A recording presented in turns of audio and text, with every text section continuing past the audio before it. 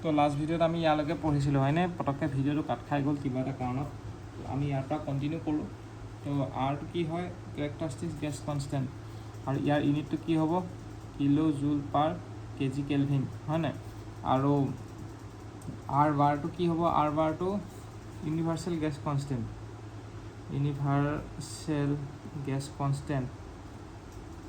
gas constant আৰু ইয়াৰ ইউনিটটো কি হ'ব কিলো জুল পাৰ কিলো মল কেলভিন এইটো আছিলে কিলো জুল পাৰ কেজি কেলভিন আৰু এইটো হ'ব কিলো জুল পাৰ কিলো মল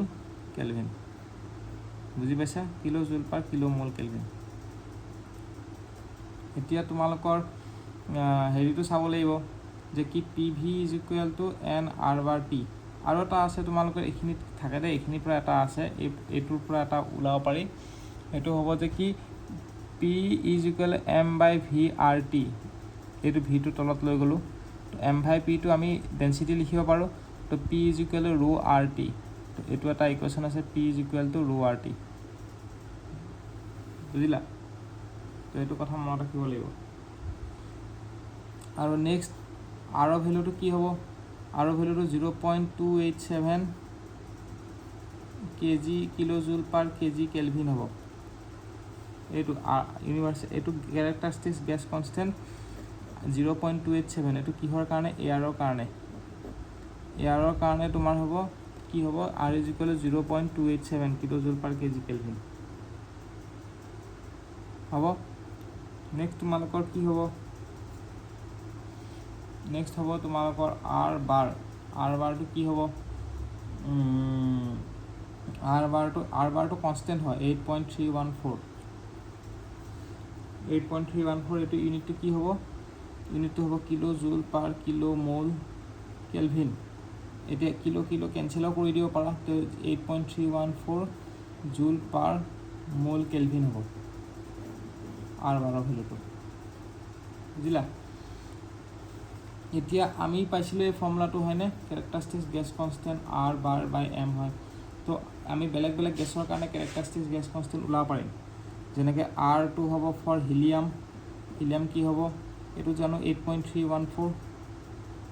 হয়নে আৰু হিলিয়ামৰ কাৰণে 2 হয় হিলিয়ামৰ এটমিক নাম্বাৰ 2 কিন্তু মলিকুলাৰ নাম্বাৰ 4 হ'ব মলিকুলাৰ নাম্বাৰ আমাৰ এইটো এমহে হয় তো মলিকুলাৰ নাম্বাৰটো মলিকুলাৰ ৱেইটটো দিব লাগিব মলিকুলাৰ ৱেইটটো কিমান হ'ব 4 যেনেকৈ কাৰ্বন ডাই অক্সাইডৰ মলিকুলাৰ ৱেইটটো কিমান হ'ব 8.314 ডিভাইডেড বাই 44 হ'ব এয়াৰৰ কিমান হ'ব এয়াৰৰ কাৰণে আৰৰ ভেলুটো কিমান হ'ব 8.314 ডিভাইড বাই 29 তেনেকৈ নাইট্ৰজেনৰ কাৰণে কিমান হ'ব 8.314 ডিভাইড বাই 28 তেনেকুৱা অক্সিজেনৰ কাৰণে কিমান হ'ব 8.314 ডিভাইড বাই 32 আৰ্গনৰ কাৰণে কিমান হ'ব আৰ্গনৰ কাৰণে 8.314 ডিভাইড বাই 40 এইটো কথা মনত ৰাখিব লাগিব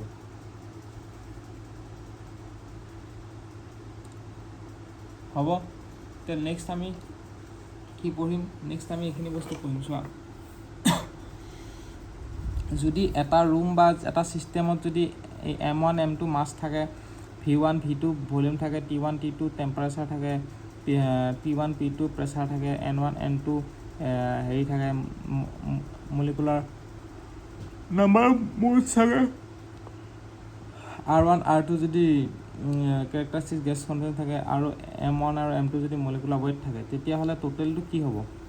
মাছটো কি হ'ব এড হৈ যাব summation of mass is equal M1 M2 M3 ভলিউমটো কি হ'ব ভলিউমটো V is equal V1 equal V2 ভলিউমটো ছেম থাকিব হয়নে ভলিউমটো বাঢ়িব নোৱাৰে ভলিউমটো ইমানে হ'ব V is equal final V2 V1 V2 V3 লগত ইকুৱেল হ'ব টেম্পাৰেচাৰটো ইকুৱেল হ'ব T is equal T1 is equal T2 is equal T3 হ'ব প্ৰেছাৰটো কি হ'ব প্ৰেছাৰটো বাঢ়ি যাব প্ৰেছাৰটো এড হ'ব P is equal P1 plus P2 plus P3 মূল নাম্বাৰটো হ'ব N is equal N1 plus N2 by Z3 আৰু কেৰেক্টাৰিষ্টিক গেছ কনষ্টেণ্টটোৰ ইকুইভেলেণ্টটো কি হ'ব এইটো জানিব লাগিব ইকুইভেলেণ্ট কেৰেক্টাৰিষ্টিক গেছ কনষ্টেণ্ট মানে M1 R1 plus M2 R2 divide বাই M1 প্লাছ M2 এনেকৈ যাব বুজি পাইছা আৰু নেক্সট মোল ফ্ৰেকশ্যন কি হয় চাই লোৱা মোল ফ্ৰেকশ্যনটো তোমালোকে জানিব লাগিব কি হয় মোল ফ্ৰেকশ্যন ইজ ইকুৱেল টু মই ইয়াতে লিখি দিছোঁ চোৱা মোল ফ্ৰেকশ্যনটো ইয়াতে চোৱা মোল ফ্ৰেকশ্যন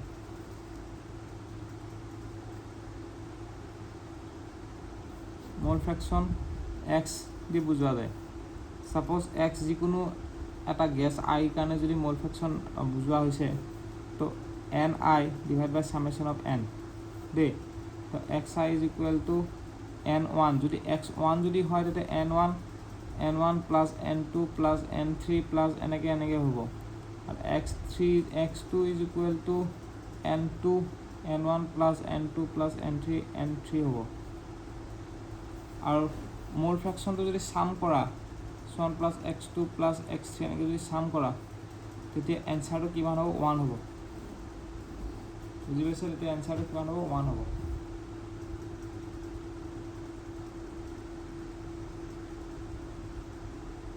বুজি পালা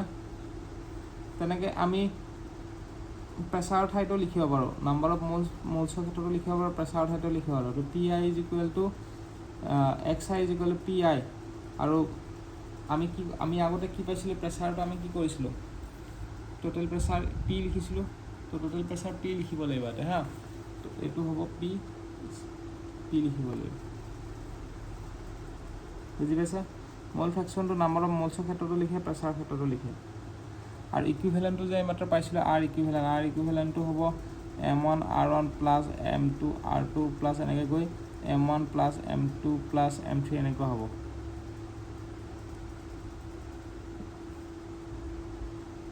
তাৰপিছত ইকুইভেলেণ্ট তোমালোকৰ সেইটোতো গম পালা মাছ ফ্ৰেকশ্যনটো জানা নাই মাছ ফ্ৰেকশ্যনটো হ'ব তোমালোকৰ mass of i divided by summation of m সেইটো হ'ব মাছ ফ্ৰেকশ্যনটো হ'ব তোমালোকৰ m i divide by summation of m সেইটো হ'ব আৰু ইয়াতে আৰু এটা বস্তু থাকি গ'ল মিন ইফেক্টিভ প্ৰেছাৰ